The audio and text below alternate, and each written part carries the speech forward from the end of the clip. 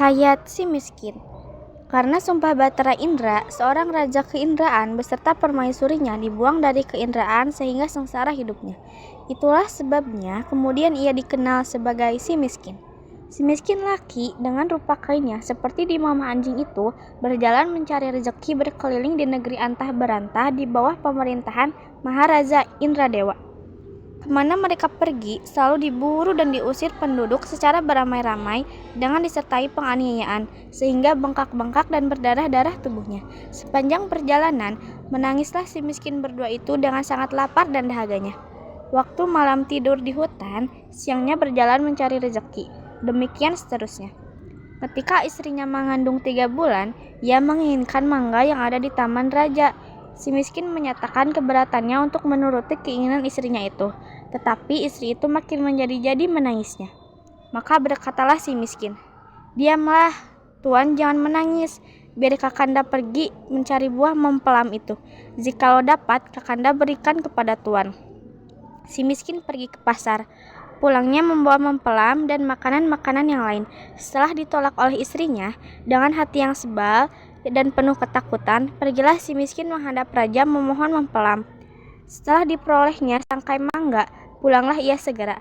Istrinya menyambut dengan tertawa-tawa dan terus dimakan mangga itu. Setelah genap bulannya kandungan itu, lahirlah anaknya yang pertama laki-laki bernama Marakarma atau anak di dalam kesukarannya, dan diasuhnya dengan penuh kasih sayang.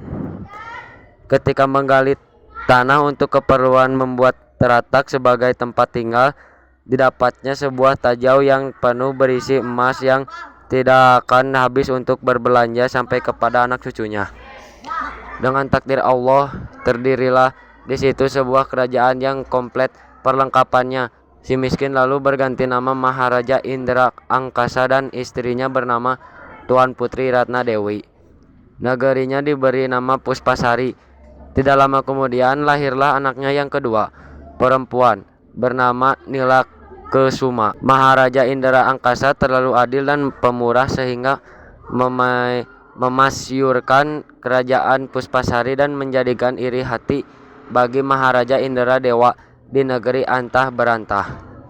Ketika Maharaja Indra Angkasa akan mengetahui pertunangan putra-putrinya, dicarilah ahli-ahli nujum dari negeri antah berantah. Atas bujukan jahat dari Raja Antah Barantah oleh para ahli nujum itu dikatakan bahwa Marakama dan Nirai Kusum itu kelak hanyalah akan mendatang celaka saja bagi orang tuanya. Lamaran palsu para ahli nujum itu menjadikan hati Maharaja Indra Angkasa dengan hati yang berat dan amat terharu. Disuruhnya pergi selama-lamanya putra-putrinya itu.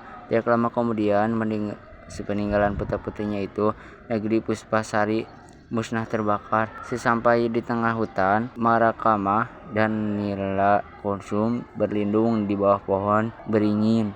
Ditangkapnya seekor burung untuk dimakan untuk mencari api ke kampung karena disangka mencuri. Marakama dipukuli banyak orang kemudian dilemparkan ke laut. Nila Kusuma ditemu oleh Raja Manghindarsari, putra mahkota dari Pangan Cahaya yang pada akhirnya menjadi istri putra mahkota itu dan bernama Mayang Mungri. Akan nasib Marakama di hutan, tersusunlah dia hanyut dan akhirnya terdampar di pangkalan raksasa yang menawan Cahaya Tahirina, anak Raja Cina yang telah gemuk akan dimakan waktu Cahaya seharinya berjalan-jalan di tepi pantai. Dijumpainya Marakama dalam keadaan terkait tubuhnya, dilepaskan tali-tali dan diajukannya pulang. Marakama dan Cahaya Cimarahi berusaha lari ke tempat raksasa dan menumpang sebuah kapal. Timbul birahi nahkada kapal itu kepada Cahaya Tahir, maka didorongnya Marakama ke laut yang seterusnya ditelan oleh ikan nun yang memantui kapal itu menuju ke kelingan Cahaya. Kemudian ikan nun terdampar di dekat rumah nenek kebaya yang kemudian terus membelah perut ikan nun itu dengan daun padi karena mendapat petunjuk dari burung rajau sampai Marakama dapat keluar dengan tak bercela. Kemudian Marakarma menjadi anak angkat nenek kebayan yang kehidupannya berjual bunga. Marakarma selalu menolak menggubah bunga.